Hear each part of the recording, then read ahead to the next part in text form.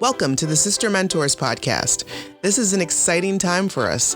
Sister Mentors has been nurturing the next generation of women of color leaders for 25 years. Our work centers the needs and dreams of women and girls of color in the face of deep-seated institutional inequities found in the educational system. The lives of over 100 women and girls of color have been changed by Sister Mentors. These women and girls have evolved in astounding ways, and with the help of Sister Mentors, they are on their way to earning higher education degrees, particularly PhDs. On this podcast, I will speak to some of the mentors and mentees about their lives and educational journeys. These women and girls will tell their moving stories of who they are, where they come from, and how Sister Mentors was instrumental in keeping them on their educational paths. In this episode, we get to meet one of the first women Sister Mentors helped to succeed on her path to her doctorate. Dr. Melissa Littlefield is an associate professor, Master of Social Work Department at Morgan State University. Dr. Littlefield is an academic leader and freedom fighter who works hard to help elevate the voices of Black women. I am your host, Camila Adams. Thanks for joining me as we celebrate the bold past and fierce future of Sister Mentors and count down to the 25th anniversary here on the Sister Mentors podcast. We are counting down to Sister Mentors' 25th anniversary in fall 2022. Yeah, okay, let's get into it.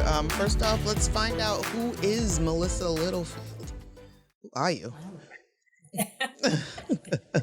Oh, let's see. Melissa Littlefield. Melissa Littlefield is an academic leader. She's an innovator in her field. She's a womanist scholar. She's a freedom fighter. She's an educator. She's very committed to the cause.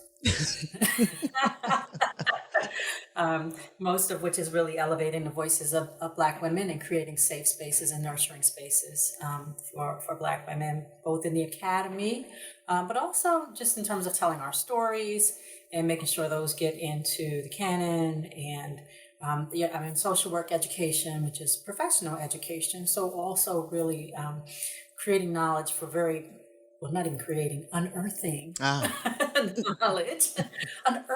knowledge to really ensure that this new generation of social workers is prepared to work with African American women in ways and communities in ways that are affirming and uplifting, and not to recapitulate old stereotypes about who we are and what we do, some of which we've bought into because they're very seductive, like Right. Strong Black women, you know. Yes, the tropes that we... Yeah, some of it's very seductive, right? Right, yeah.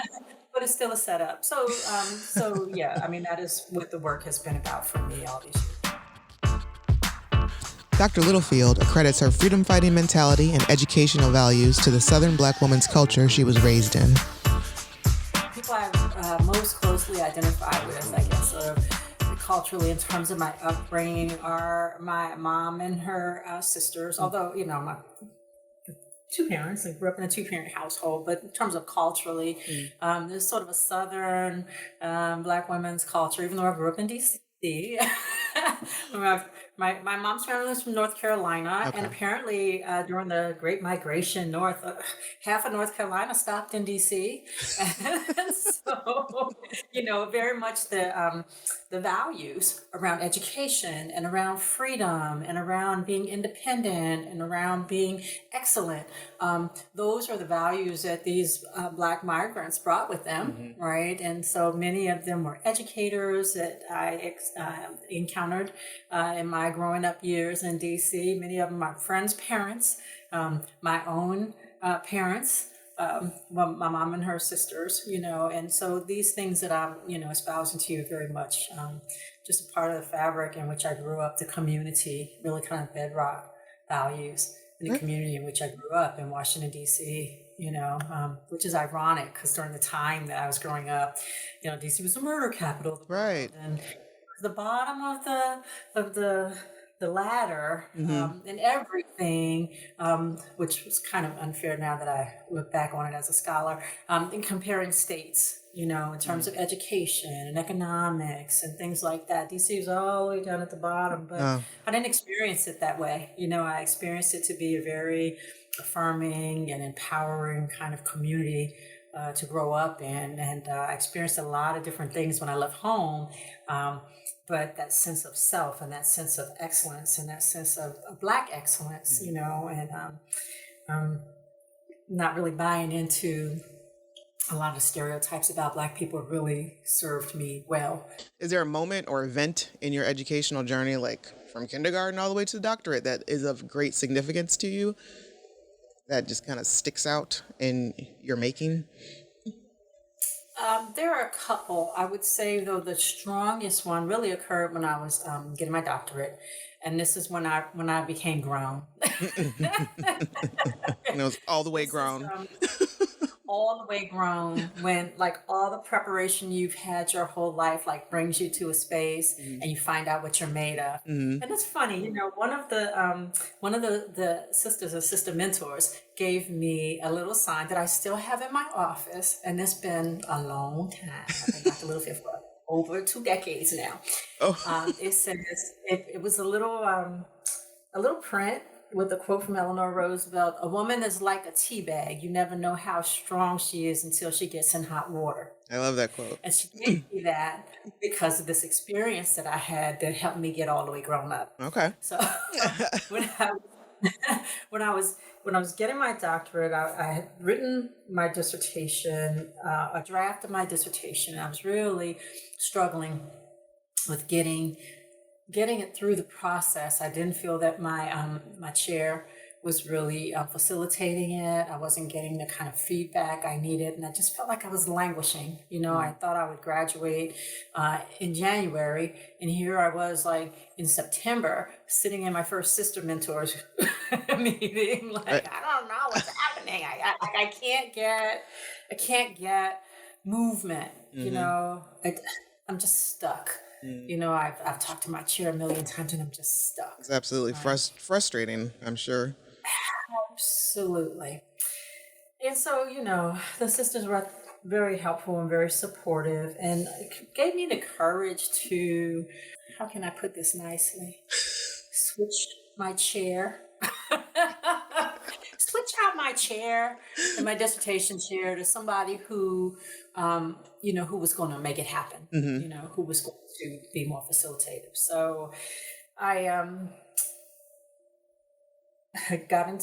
approached my dissertation chair and, you know, it was like, listen, you know, I got the feedback that you gave me, which was a paragraph in a formally typed letter that was basically like, I don't like chapter 2. Not okay. You know? Yeah. And it was like really, really broad. And like I read it and I was like, I don't know, this means nothing to me. Right. Like, I don't know where to go from here. This is not moving me forward. So this is the conversation I was having with him. So he says, well, if you don't feel like I'm helpful or whatever, then, and I'm paraphrasing, this was 100 years ago, I don't remember the exact words, but the essence of it was, if you don't like how things are going with us, why don't you just find somebody else? And you're right? like, Had already started talking with somebody else who was on my committee. right on. She was like, I've been waiting for you to say something. I couldn't say anything to you, you know. And she used to say to me, you know, you get your doctorate when you figure out how to get your doctorate. You know, suggesting that there are, you know, a lot of different kind of shenanigans that can happen. Right. And that it wasn't just about being a good writer, you know, Right. It's also about navigating the politics of the space, Wow. right? The process of the space. And so she was like, I couldn't say anything to you, but I've been waiting for you to come over here and talk to me forever, you know? And so she was like, of course I'll be your chair, you know? And she had a whole dissertation to work with. Wow. Right. And it was just nice to just linking it back with my Sister Mentors experience. I was going through all of that when I joined them. And then just, you know, they were just so supportive, you know, and encouraging. I don't know where I would have found the gumption to do that. You know, Yeah, because my cohort was not at the same place I was because they were all grown folks with families and jobs and lives. You know, I was still like in my I guess I was around 29, 30 when all this was going down.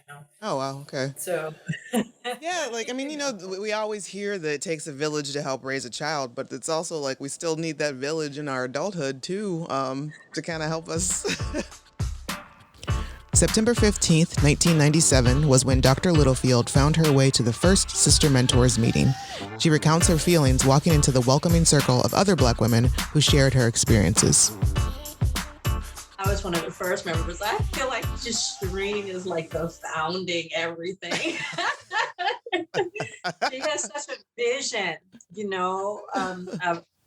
of she had and continues to have a vision, So, but yes, I was one of the first people that was invited to share the vision, and it resonated with me. And I don't even remember how I found the dissertation support group, maybe because I was hanging out in Sister Space and Books, which is where, and that was just a place that I used to frequent.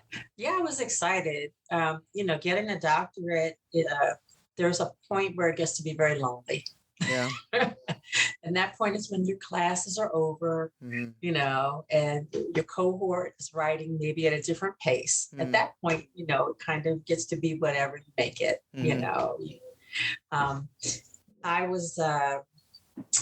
I had been writing diligently. I didn't have any kids. I was relatively young, I didn't have a house. I didn't have a career. I didn't have, a lot of people leave all that, come back to get their doctorate. I was still, trying to figure out what I was doing, right.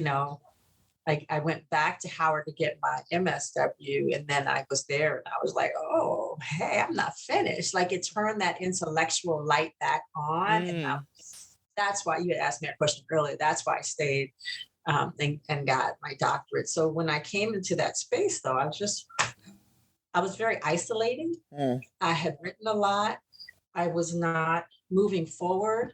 I was expecting to finish the January prior to Sister Space even meeting. I just wasn't getting any feedback or any support. I think that it was exciting to me to get together with a bunch of other folks who were going through the same process to sort of see what they were experiencing. But to answer your question, I don't know if I knew that at the time. I don't remember if I knew at the time that having that kind of support was really important. Although, ironically, my dissertation topic was around African-American women, psychosocial well-being, stress, right? And these different coping strategies for managing their stress. And one of them was social support. So I suppose it was sort of prominent for me, like, oh, I need some social support. I get it. It was amazing. And it was awesome. It was amazing. I met like the best people, right? And it was awesome because people were from across disciplines, and so you could see sort of the similarities in our processes, and it was great getting feedback from people in different disciplines. If you couldn't explain yourself and other PhD level people couldn't understand what you were talking about, you weren't doing a good job. And trying to explain it to a parent or a friend who wasn't kind of in that space, because there's a very structured way that you do things sort of across the board if you're getting a doctorate, right? So it was really, really awesome. And I think everybody, for the time that I was there, and I stayed after I got mine, I continued to go. And that was part of the model too. People are going to read your stuff, and then you got to read their stuff and get feedback, and plus it was just such a great space, such wonderful women to connect with. And Shireen worked very, very hard to create the glue, to hold it together going forward. I don't think it was ever intended as a pass through for her, but always a community, that would endure. What were some types of things that she would do to kind of help foster that? We had a celebration after everyone got their doctorate. own celebration. Had a pen. Everyone got a pen, and on the pen it had like PhD behind your name Oh, or EDD. I guess if people were getting their EDD, and so it was like seeing it in print. yeah. So that was really cool. That's gotta be just an experience like no other to once you've achieved your doctorate and then you see Yeah. your name in print with those initials at the end. Yeah, it's a long journey, and it's a small club, Right. and if you're Black, it's a small club. If you're a Black woman, it's a small club. If you're Black in social work and a woman, it's a small club. Right. Right. So, um, yeah, but it is cool. With it being such an all-consuming and stressful process, what was it that prompted Dr. Littlefield to continue her education and get her doctorate? Yes, this is a very sad story. Oh, no. Sad, like trifling. Because I wanted to be called doctor. That's why. No, actually, that didn't have anything to do with it. I had gone to a PWI for undergrad because I was trying to get away from home and found this place. And, it seemed like it was going to be a good idea, and it wasn't.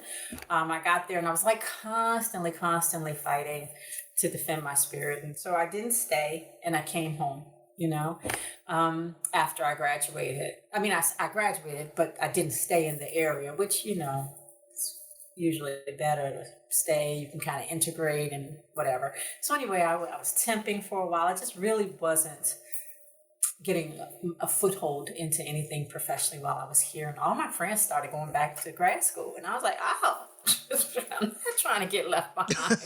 So my mom was a social worker. So I thought about it. And, I had always wanted to be a teacher, but I didn't really want to teach at that point, So I looked into school social work. I got there, and there's management. They had a management track at Howard when I went. It was administration more so. So I went and I did that track, and I really loved being back at Howard. I really loved being,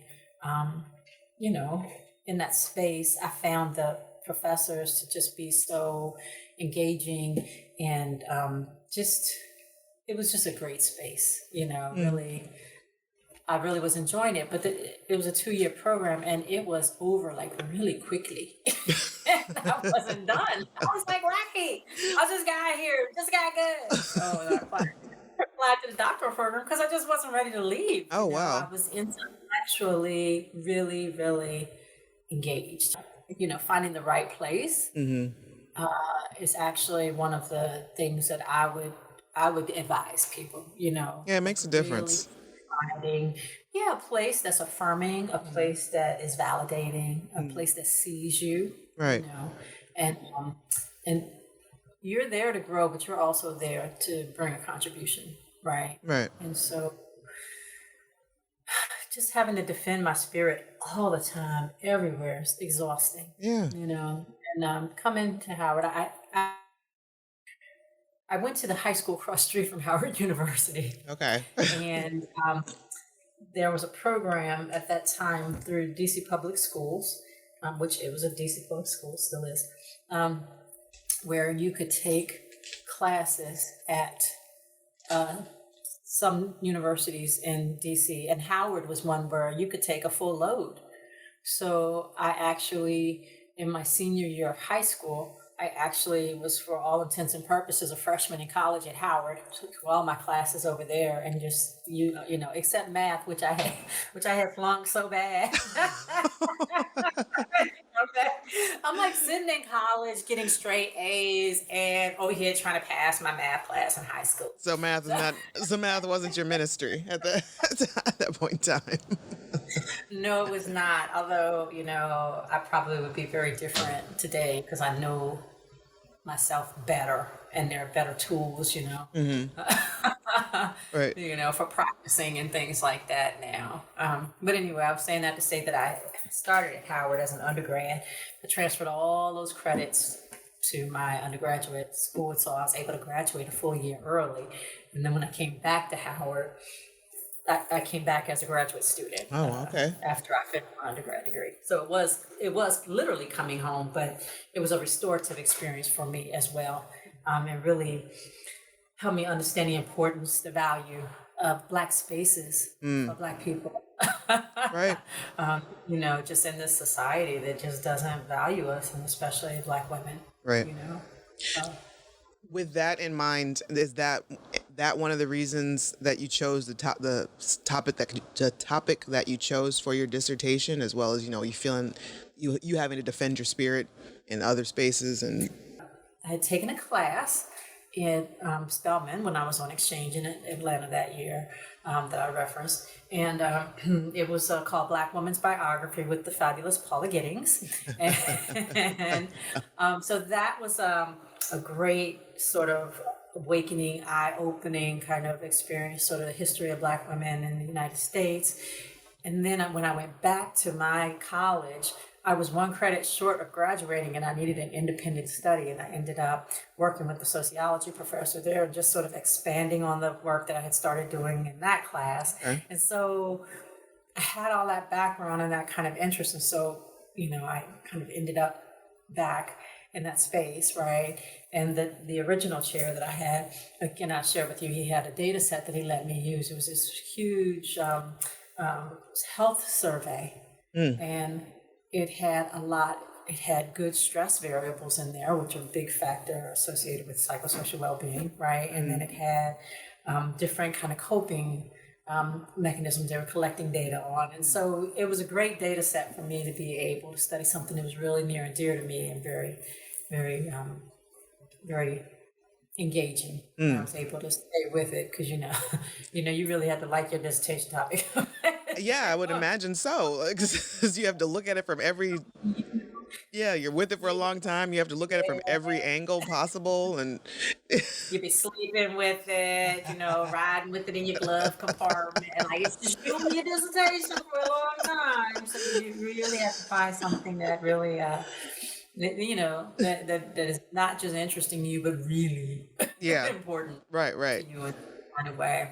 Yeah. With the difficulties that you were experiencing with your chair at the time and all that, did the thought ever cross your mind to quit, or? Well, no, not at that point. I did want to quit the entire first semester. Really? Very. Oh yeah. I mean, I was telling you, I went back to school. My master's degree. It's a professional degree. How to go out and work with people or communities or organizations, right, or groups. But that was a whole different thing. Doctoral work is studying. It's scholarship. It's research. Well, at least PhD work in our profession is more research for practice or research about practice. Gotcha. or maybe more basic research that will inform practice in some kind of way. So it's just a very, very different. It was very intellectual, right? And it just called you to use a different muscle. Now, mind you, I was up for it, but it was so different. It wasn't what I expected. It was so much work. I mean, they'd be like, here, read these 3 books before next week. And I'd be like, what? Huh? Like really? Like skim them. Like, oh, you want us to teach us about what happened on page 52? Like, oh, did I get to page 52? I mean, it really required... Yikes. Just a whole lot of shifting in terms of, how I thought about things, how I did things. It was very hard. And I wanted to quit every single day until the finals. And that was only because I didn't have any extra brain power to think about anything but passing my finals. If I did have that, I would have still been thinking about quitting, but I just didn't have space. I had a capacity to think about quitting because everything, I needed to finish that semester. But then at the end of the first semester, I was okay. It was still hard, but you got your groove. Had lots of things, got my brain muscle going. Okay, I did all right first semester. So that's the only time I felt like quitting.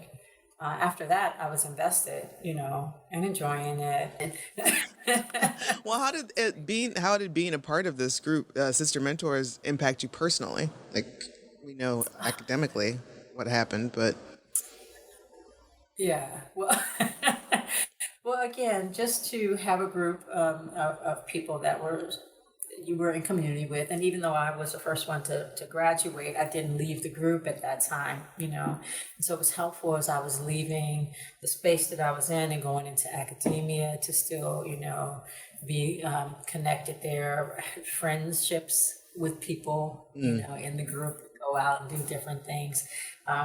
When I got into my first academic appointment, I was having some challenges with getting published, and I wasn't really getting the kind of mentoring and support that was really necessary. I need a little more hand holding, going into academia. These days, people have postdoc. Well, they had postdocs then too. I didn't have one.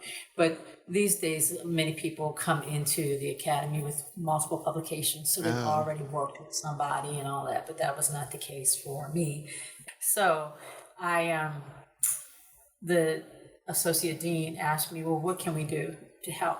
And so I said, well, I was part of this dissertation support group that was really helpful when I was getting my doctorate. And we read each other's stuff and we gave each other feedback, and that was just really, really, really helpful.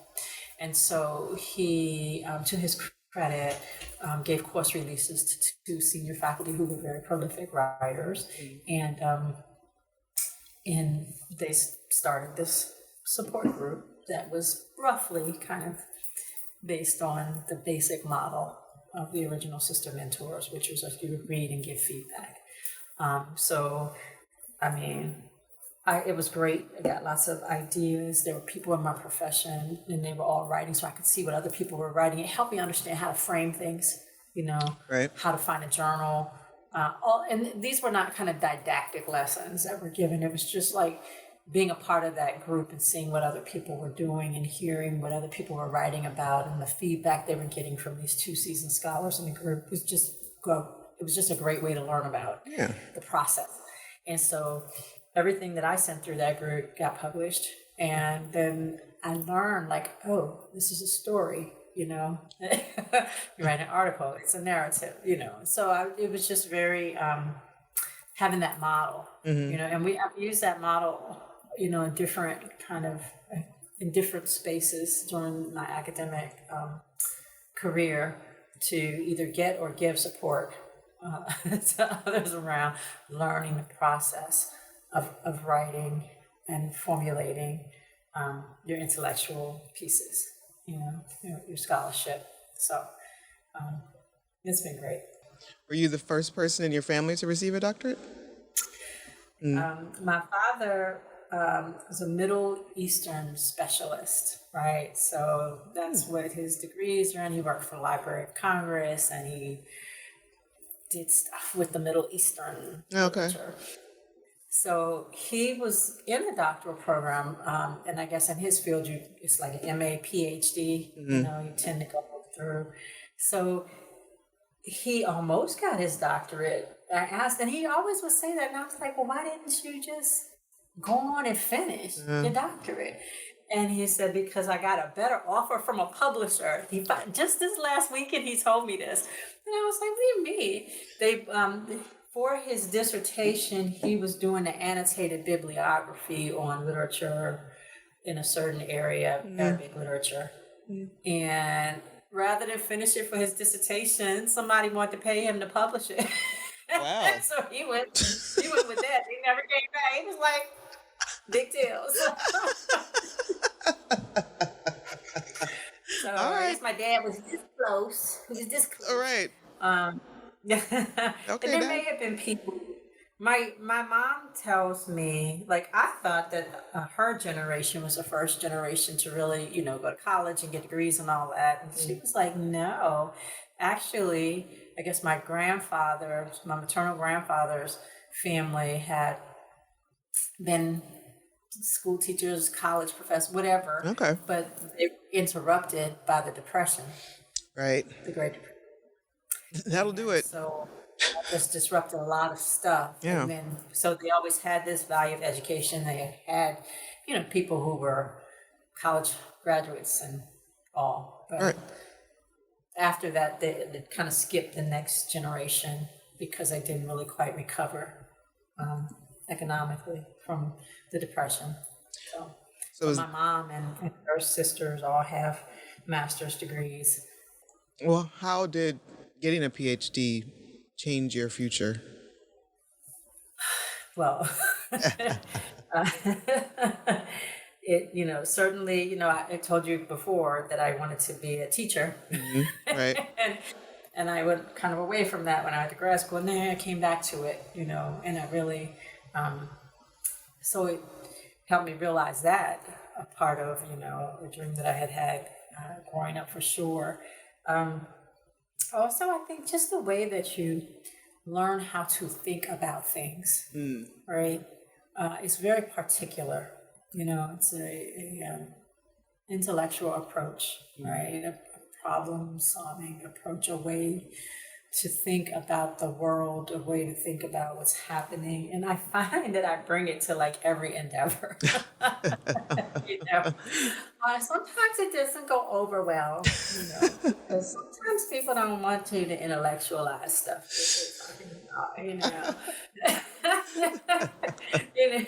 Sometimes it seems a little sterile, I guess, when I'm actually just trying to think through a problem. Right. Right. And this is an approach, right? But that's but it's interesting because I do really feel like it prepares you to do so many different kinds of things, And that's the other thing that remember I told you that my mentor, who eventually became my dissertation chair, said that you get your PhD when you figure out how to get it. If you figure out how to get it. There's a level of determination there. There's a level of grit that you have to have. I have a friend who's working on his doctorate now, and he has resubmitted his proposal several times, and he's like, And I said, hey, just keep putting one foot in front of the other, determination, persevering. But just sort of that level of determination and stick-to-itiveness and the knowledge that I did something really hard, Right. and really hard, a lot. Yeah. that has really, it's just really stuck with me, whatever I'm in. And pushing, not just pushing through, but standing up for myself, right? And standing by things I believe in. I'm not going to change the title of my dissertation because you think it's offensive. I'm not going to change my topic because it's threatening to you. Those kinds of things, just becoming very sure. I also found my voice in writing my dissertation, and I will credit one of my committee members, the great Bonnie Thornton-Dill, who was the chair of the sociology and anthropology department, or the dean, I guess, of that.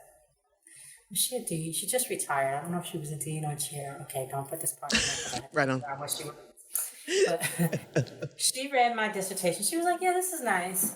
She's like, but where's your contribution? Like, you've done this great job of telling, this story and that story and putting the literature together and all that. But I don't see your analysis, what's the story you're trying to tell? And it was funny because when I had first started writing my dissertation, actually throughout the whole process, but especially in the beginning when I was trying to conceptualize what it was that I was going to do, I had these journals, thick notebooks, and I would write what I thought I was trying to get at. What did I want to do? What were my goals? And as I would read stuff and I'd start putting it together, I didn't know where to put it in my dissertation, right? But I was writing it in my journal, and it's funny, I still have those journals, handwritten notes. But I had to go back to my journals and read through them. And right there, it was so amazing to me, the story that I was trying to tell, where I was trying to go. It was right there. So, And would you suggest Sister Mentors to your daughters? oh, for sure. For sure. And I know we're based in Baltimore, so it's a little bit of a distance, and I know it's a whole much bigger down than the support group it started out with. Now there's mentoring for girls who, I don't know if it's younger than high school. I know they were mentoring high school girls and doing trips, college tours and things like that. So I would recommend it. I've actually recommended it to other women I know getting their doctorates. I know a couple waiting after me who I sent over because they were also just struggling in their spaces. There's a lot of spaces that just, getting a doctorate is hard anyway, you know, but I think because of some of the topics that people are interested in, particularly, you know, women, Black women, sometimes it's hard to find, you know, the expert, you know, or people who feel like they can relate to you or want to support you. Right. And what would you say to a brown or Black girl who is hesitant of pursuing a higher education degree or a doctorate? Say go for it. You know, in my experience, men don't feel like they really need to know what they're talking about. They want to do something, they just jump out there and they start doing it. Yep. Doesn't matter if it's good. Correct. They decide to do it. They just jump out and start doing it. Yeah. Many of the women that I know feel like, oh, well, I don't really know much about that. I'm not sure if I should do that. You know, it's not really about confidence in themselves as much of this sort of expectation that you have to be you have to have certain qualities or characteristics or a certain level of knowledge or something before you can engage in these kinds of spaces, right?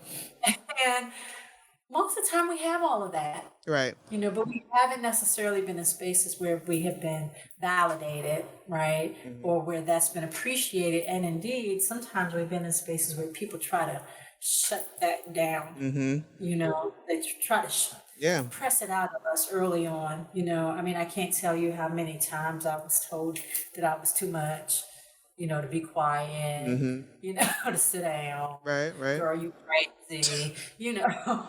People will tell you, you know, you don't know what you're talking about. People will tell you you're crazy. People tell you nobody want to hear what you have to say. People will try to make you feel like you're abrasive, right?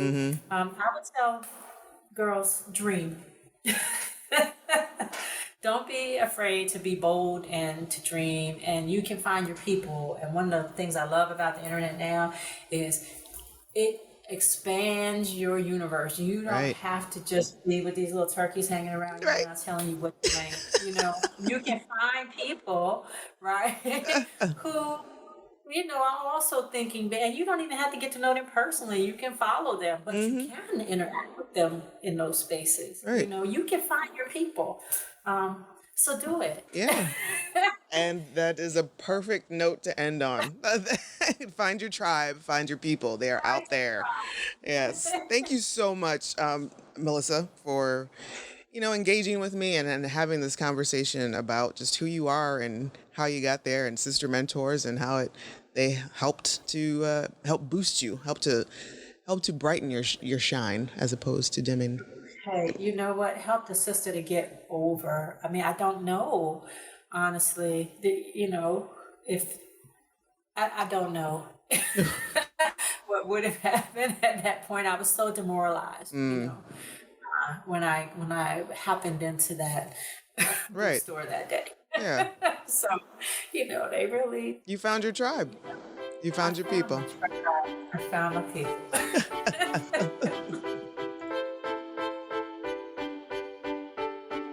For more information on Sister Mentors, a project of EduSeed, please visit sistermentors.org. You You can also find us on Twitter, Instagram, Facebook, and LinkedIn as Sister Mentors.